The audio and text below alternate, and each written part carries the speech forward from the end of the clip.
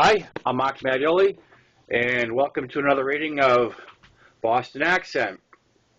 Boston Accent is available on Amazon.com, and it's mature subject matter, and this is our first Sunday reading. We've got a long ways to go on this, and I've got another book that I'm going to be reading online sooner or later, hopefully. So we need this extra day.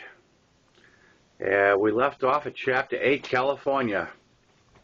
Let's pick up where we left off. On the afternoon of the second day, we had a 2-hour layover in Cleveland. I had been making small talk with a spiker chick that was going to meet her boyfriend at our next stop. We decided to find a bar and get a couple of drinks, and we walk in the first bar we see. As we enter the bar, we notice all the patrons are black, and they're all staring at us. The biker chick, Marie, starts to back out the door, and I say, "Fuck that, I want a beer. Just act like you own the place." We found seats at the bar, and right away, somebody was on us trying to sell us drugs. I knew it would be a ripoff, judging from the guy's attitude, but I figured I'd buy something, and everyone else would leave us alone.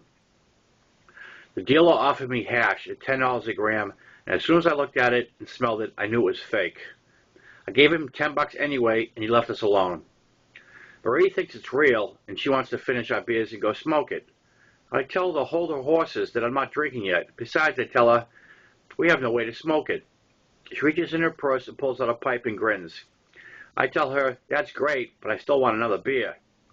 We each have another beer, and now she wants to leave so we can head out to find an inconspicuous place to smoke. We find an alley and fire up the bowl. And it won't stay lit because it's not hash, but I continue to keep that to myself. Marie isn't too hip to hash, is clueless and frustrated. She asked me if I'd be willing to split it with her so she can get her boyfriend high. I tell her I'll do better than that. I'll sell her the whole thing.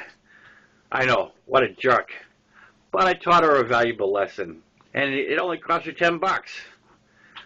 We get back on the bus, and she gets off at the very next stop, and there's her monster biker boyfriend waiting for her. She greets him, and then she must have told him about the hash because they both turned and waved. Big smiles all around, and we're making friends. That night, we have a 1-hour layover in Chicago. Steve, Mike, and I decided to go for a walk right in the general area of the bus terminal. We're walking past a bunch of black guys sitting. I know it sounds like a theme here. I'm sorry. This is the way it happened.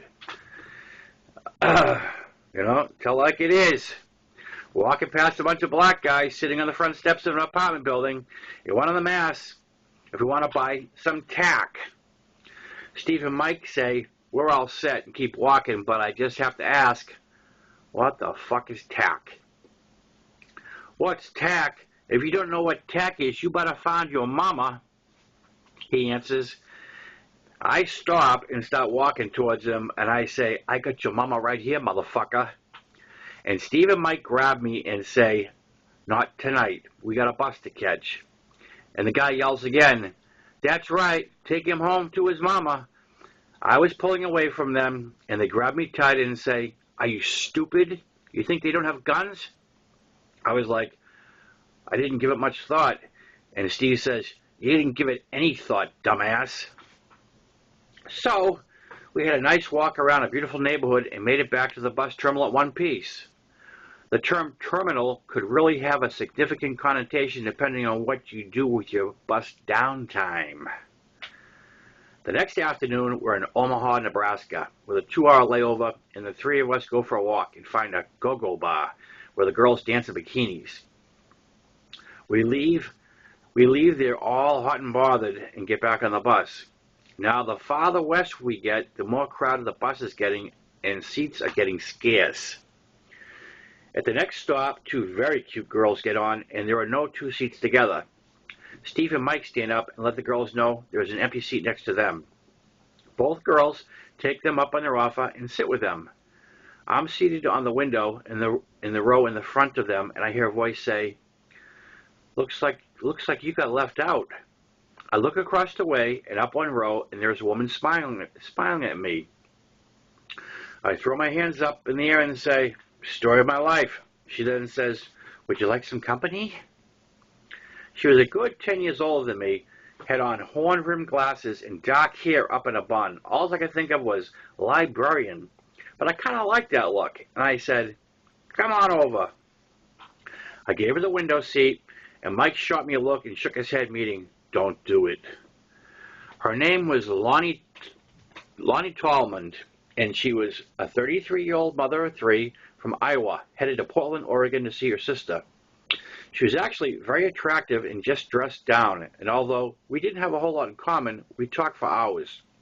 Well, actually, we talked till we thought we were the only two on the bus there awake, and then we started kissing. Kissing led to groping, and groping led to clothes coming off. Right there on a bus full of people. Lonnie was sitting next to me with her shirt and bra around her neck and her jeans and panties around her ankles. I had my drawers down around my ankles as well, and I was trying to figure out how we were going to do this in such a tight space.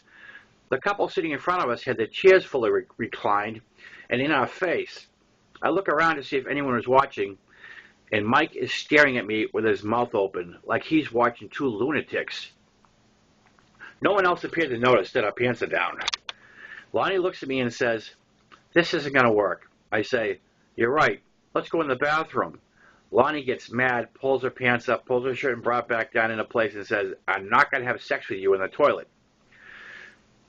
Okay, fine, I say, and pull my pants up. I start to give Lonnie the cold shoulder, and she says, the next layover we have, I'll get us a room, and we'll do it proper. I say, okay, let's get some sleep. And as I close my eyes, I'm thinking, I know it's the Mile High Club on a plane. What do you call it on a bus? I still don't know. You have to Google that. Right now, everybody, well, after I'm finished reading, Google sex on a bus, and is it the, I don't know, the 8 foot club? I don't know. It's got to be a club. I was almost a member. Didn't quite have the tuition. Yeah. Okay. The next day, we're in Wyoming with a 1-hour layover in Cheyenne. It had snowed there, and the roads were a mess.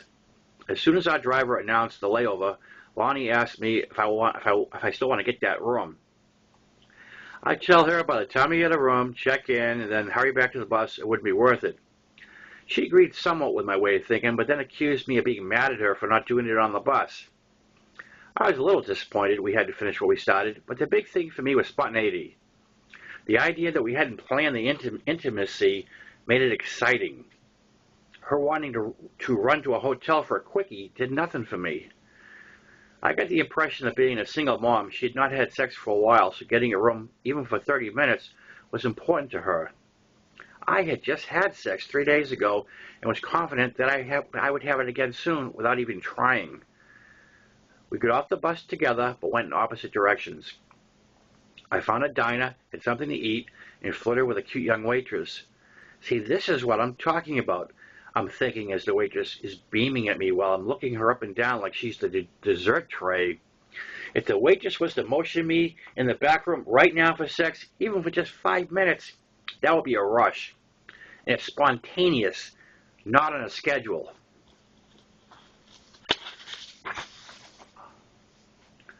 I didn't get the invite this time, but you never know. That's what makes it exciting.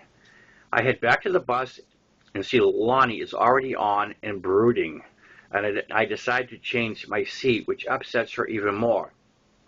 It's time to go, and as the bus goes to pull away, it's stuck in the snow.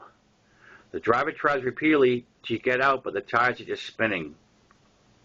He doesn't seem to have good snow experience, and several of us on the bus yelled at him to rock it back and forth, from forward to reverse, but he ignores us and calls dispatch for another bus.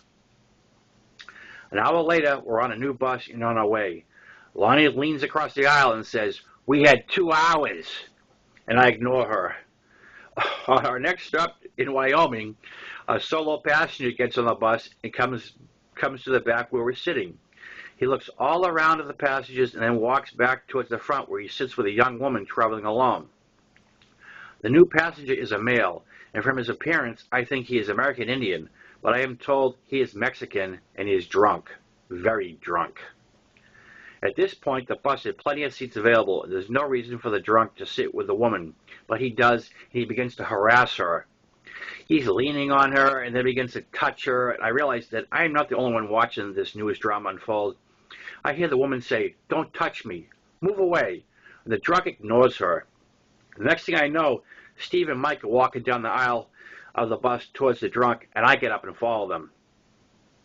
Steve puts his hand on the drunk's shoulder and tells him to get up. The drunk tells him to mind his own business, and Steve reaches down and pulls him up out of the seat, stands him up in the aisle, and pushes him towards the front of the bus and into a seat by himself and tells him, "Stay there." No sooner are we back on our seats when the drunk moves and sits with another woman. I hear Steve say, "Motherfucker," as he gets back up and heads to the front of the bus. Again, as the bus driver pulls the bus over and stops.